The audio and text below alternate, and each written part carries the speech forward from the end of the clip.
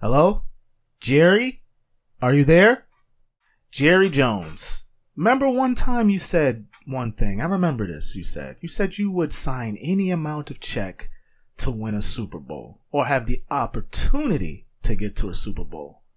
Well, Jerry, it's just your luck because the football gods has blessed you with the opportunity to do just that.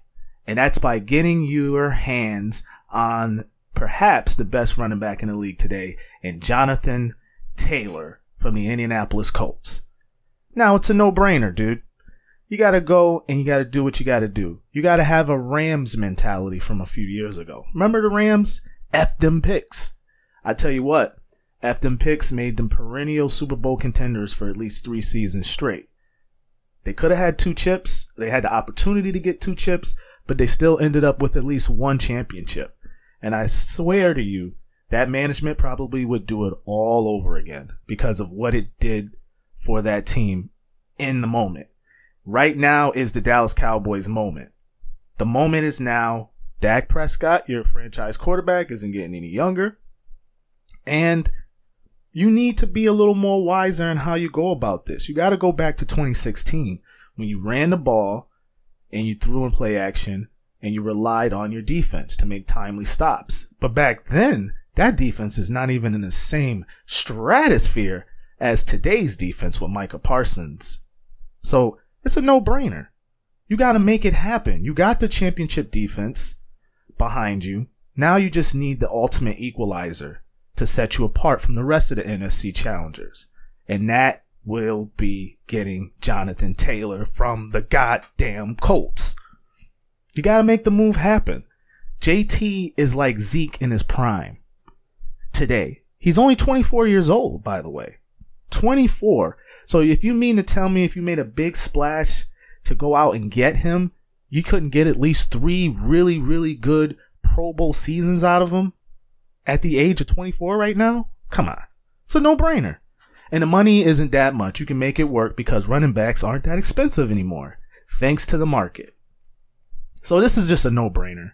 This is no different than what Philly did when they went out and got A.J. Brown from the Titans. That was a game changer. That changed the entire dynamic of the NFC by making that move. They could have easily sat pat. Remember, they got D. Smith from Alabama, the Heisman Trophy winner. They got him in the draft that year. But did they rest on their laurels and say, we got our number 1 through the draft. We're good. We'll plug in a couple holes and we'll see what happens. They was aggressive. Howard Rosen said, no, we're going to step on their effing throats and we're going to go out and get A.J. Brown. And we're going to make the money work. And that's what they did. Games later, season later, they almost came within a Super Bowl championship. So this is just a common sense move if you're an executive of any team. And you know you need that one piece to set you apart. This is that time for Jerry. This is that goddamn time. And what do you have to lose at this point? You've been building through the draft for decades. Yes, you've had great success doing so. But has that given you any more wins than you had from before? No. As a Dallas lifelong Cowboys fan, I'm tired of the usual cliche stats and the little platitudes, the little achievement points. It's like stickers at this point. I'm tired of stickers. I want some goddamn trophies. So now it's all about the playoffs. Because we know we're going to make the playoffs now. We know, without a doubt, we're going to make the playoffs, especially with that defense. We're going to make the playoffs. But now it's all about making the smart moves and those critical decisions. So, Dak, I've always defended you. You my mans. But you under the microscope this year, bruh.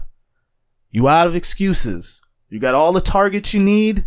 You got your boy Zach Martin back. He's happy, got paid. He well deserved, by the way. You got your young guy, Smith, on the edge, who really performed last year. He was mauling guys. You still got Ty Smith back. You got a good, decent offensive line. You got Tony Pollard back. Now it's up to you. You have to make those decisions in those critical moments because it's going to come down to you now. No longer, as a Cowboys fan, we can blame the defense for coming up short because those Romo years, we put up tons of points. It was just that, we couldn't win shootouts when the defense couldn't get off the goddamn field. This time around is different. I was alive to see the championship teams of the past. And you know what? It wasn't just offense. Those were top 5, top 3 defenses when we won the Super Bowl. Top 3 defenses. I did the research on my podcast, Voice Junkie. You can look it up. They were top 5, top 3 defenses. It wasn't all about the running and all about the passing. And Troy Aikman wasn't super elite. I'm sorry. I was alive. He wasn't super elite. He was very competent. He didn't turn the ball over, and he was accurate. Those were his biggest strengths. So, can Dak Prescott be Troy Aikman? Yes.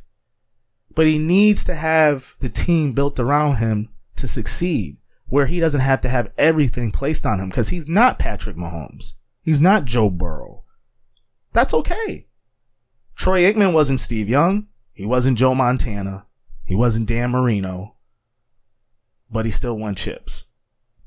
Why? Because he had a great fucking team around him.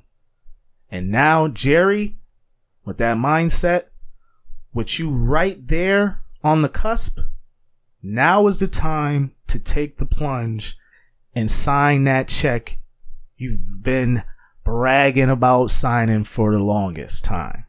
Now it's time to put up the money or shut up.